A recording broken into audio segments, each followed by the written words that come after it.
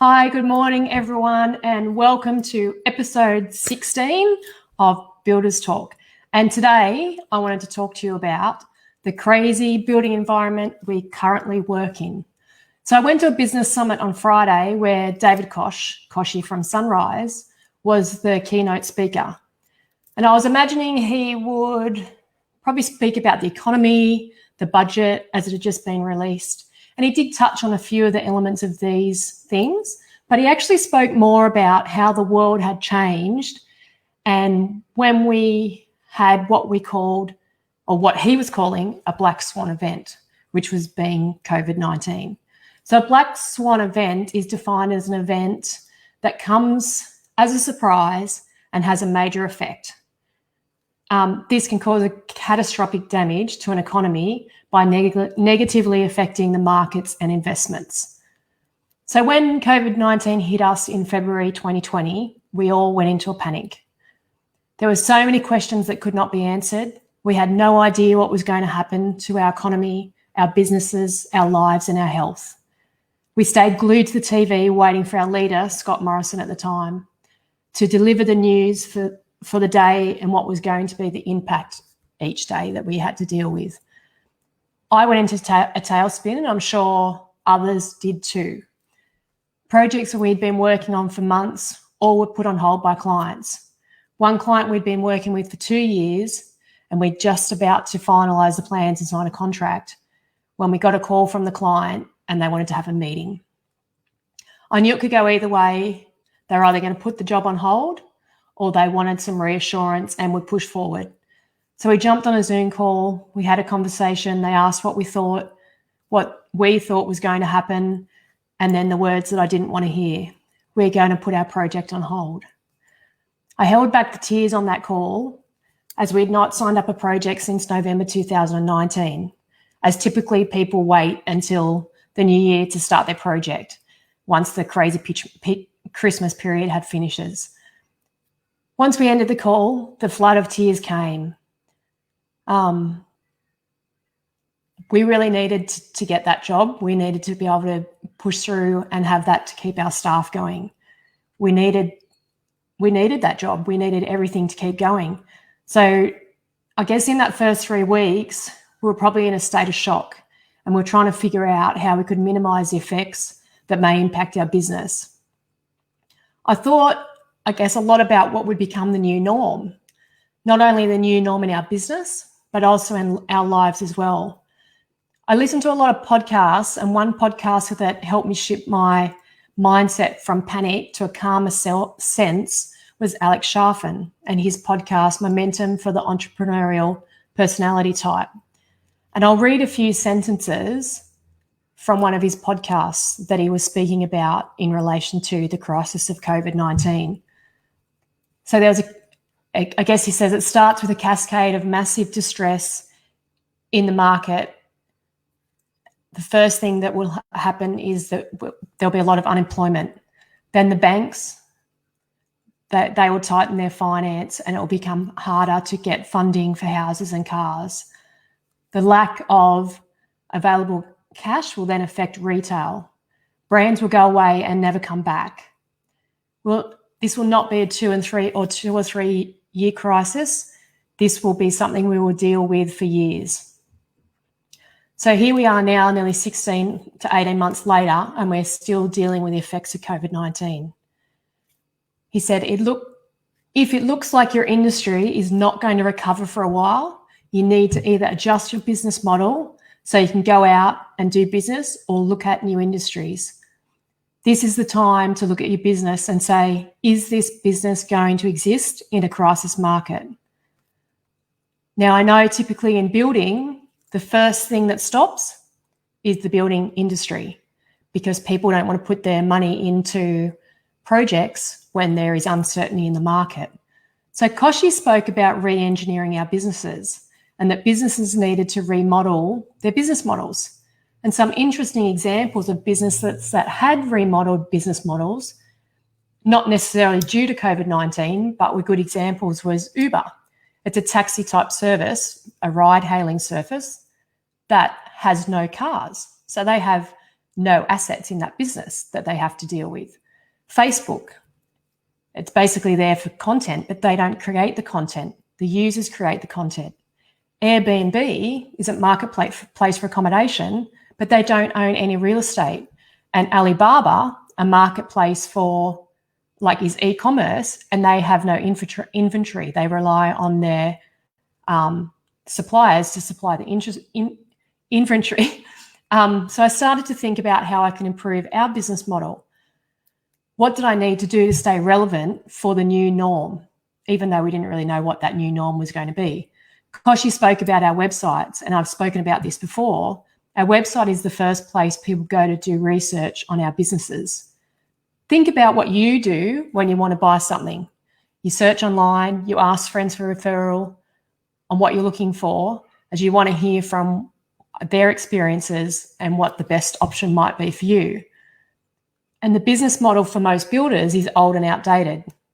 And there's not a lot of education out there for builders, especially around business models and setting your business up for success.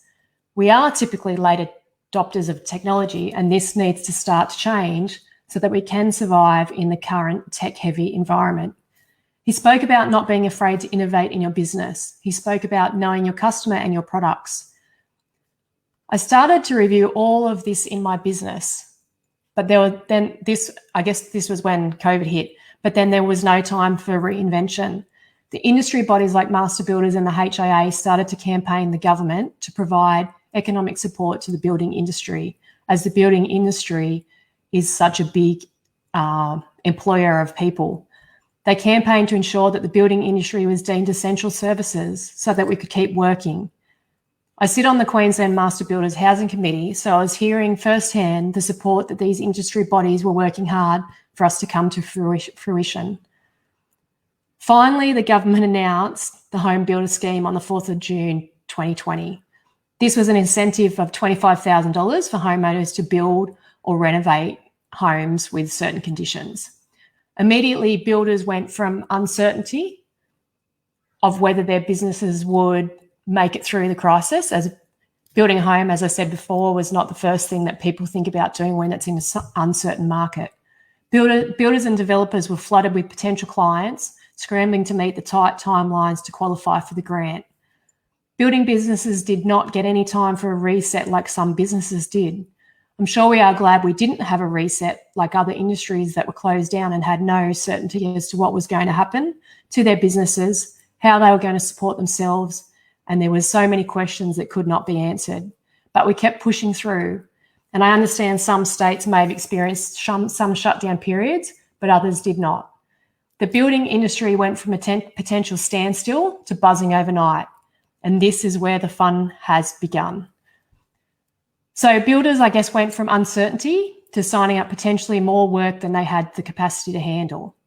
But most of us would not have forecasted the issues most builders are now having to deal with. We got a small inkling of what was happening when there started to be a shortage of trades. Most business owners put this down to JobKeeper, sole trader tradies that qualified for JobKeeper and started to scale back their workload as JobKeeper took up that slack. So those who had worked 5 to 6 days a week previously started to realise that the additional $750 a week the government was giving them gave them the luxury of maybe having 2 days off. Those who kept working started to see this effect and started to increase their prices as there was more demand for their trade. I had one tradie increase their prices almost 25% overnight. No warning, but with the limited tradies around, we had no other option as we had to get the job done. The client's contract needed to be completed before Christmas. We had liquidated damages to deal with, so we had to push on. We have experienced some delays in supplies, mainly caused by international shipping delays and shutdowns of industries or cutting back of staff numbers, causing the stock delays. Then the flow-on effect of the uptake of people accessing the Home Builder grant started to hit the industry. So a total of 75,000 grants were taken up, and that's only up to the 31st of December 2020. So Victoria taking up 21,000 odd, Queensland 16,000 odd, and New South Wales 13,000 odd. And then there's still the figures from the 1st of January to the end of March where the government was still issuing those grants at a reduced rate of the $15,000. So with this wave of applications, this all hit the engineering, soil testers and drafts people first. Builders had to wait 3 months or more for their plans to come back from these consultants. Project builders did have a quicker turnaround if clients had no changes to the standard plans, but if you were a custom builder, there was a long wait for these clients. We had clients asking, why haven't we started, as their friends started the process at the same time and they've got their frames up. So we're having to explain if they were working with project builders and using standard plans, they can get a jump start, but custom had to wait for the consultant to complete their plans. With time frames looming for builders to have to start building for clients to qualify for the grant, builders were feeling the pressure. Industry bodies then sprang into action again, campaigning the government to extend the timeframes. The government extended the, Homebuilder start timeframes so that it was from 3 months to 6 months. So this did buy us some more time. And I guess throughout this time, we kept receiving emails from suppliers indicating price increases. I went back through my file today while researching this topic, and prices such as high and timber, 15% on framing from the 1st of June, with hints at another 15% from September. Colorbond went up 5%. So builders are stuck in fixed price contracts and are unable to pass these increases on to their clients. I've heard, and I've mentioned this before, but builders will go through a profitless boom. It seems like every day we get updates on materials that are unavailable. Prefabricated LVL floor systems that we've ordered, suppliers can't even give lead times. Cabinet makers can't get whiteboard and some of the hardware they use for their doors and drawers. So yes, there are other options that can be used, but again, this comes with an increase in cost, and that cost cannot be picked back up for the client. If you'd used provisional sums or prime costs, you can probably pick up some money there. If, say, for instance, you had a prime cost for your cabinetry in your client's contract that might have been whatever, $20,000 for cabinetry, and now it comes in at 25, you will be able to recoup some of your increased fees there.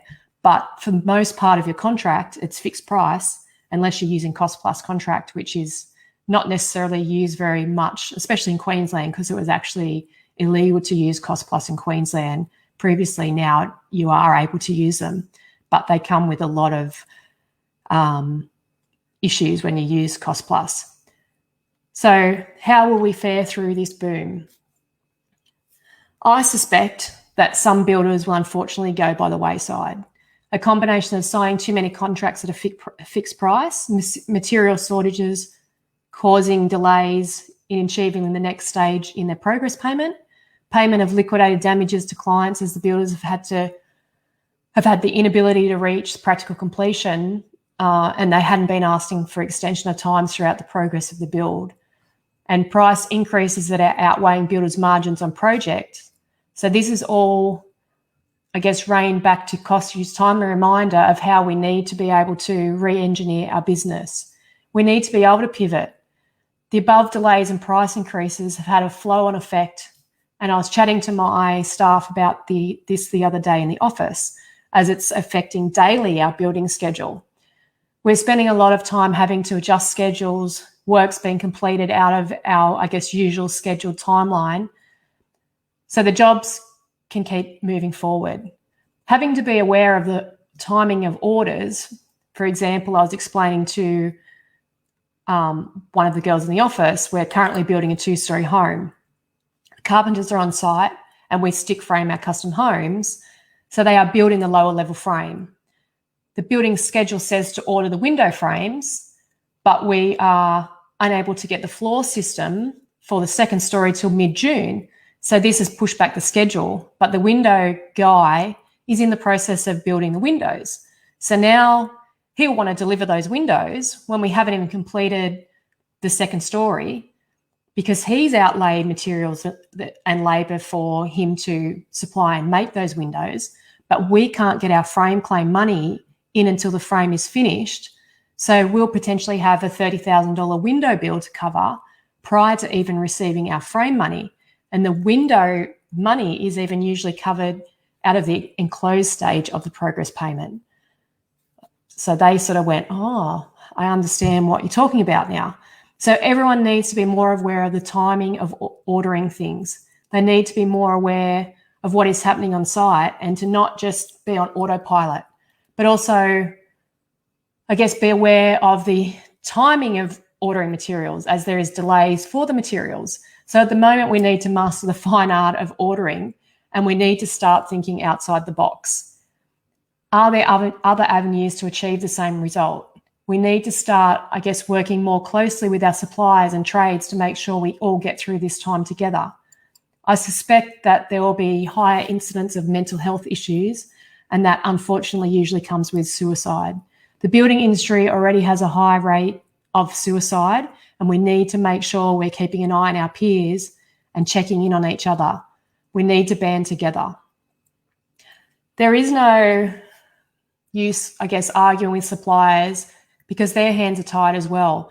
You know, builders are getting frustrated because they can't get materials and they're taking it out on people within that building supply chain. But everyone's in the same boat. It's coming from the source of the supply, not necessarily from the supplier themselves. So we are under a lot of pressure and we need to stay in communication with our clients as well. I guess they are more aware now of what is happening in our industry with material shortages and price increases, but our clients don't often hear these issues. So don't just go and send an extension of time without, you know, contacting the client and explaining why you're sending that extension of time, what's happening in the industry, because they're under a lot of stress as well. They're having to deal with the potential of being unable to stay in their current rental properties as they were relying on your original completion date. In our region, there is a rental shortage and people are unable to find accommodation and are having to spend money on short-term holiday rentals. So this is not just impacting you, it is impacting the whole industry and all our client base as well. So think about the other people around you and the flow-on effect to them, and start to put a plan in place with the potential shortfalls in money you may start to experience. I know you may think it's too late to start thinking about this, or there is no way this will happen as I have heaps of work, but I can already start to see the effects. How many of you actually look at the invoices coming in and are comparing them to your original budget for that job? Do you have quotes detailed and itemized in also your accounting system so you can actually tell where money might be bleeding from in your business at the moment? It's really hard to tell because, you know, we don't have to pay for those bills sometimes up to 60 days from when we actually, I guess, receive those materials. So you might not be, it'll catch up to you really quickly and you won't necessarily see it coming, and you might be blindsided if you don't keep an eye on what's happening in your business. So make sure that you're updating all your quoting templates. Have you added in any of the new price increases to your system? Or are you working off old pricing? Is there anywhere that you can trim the fat from your business?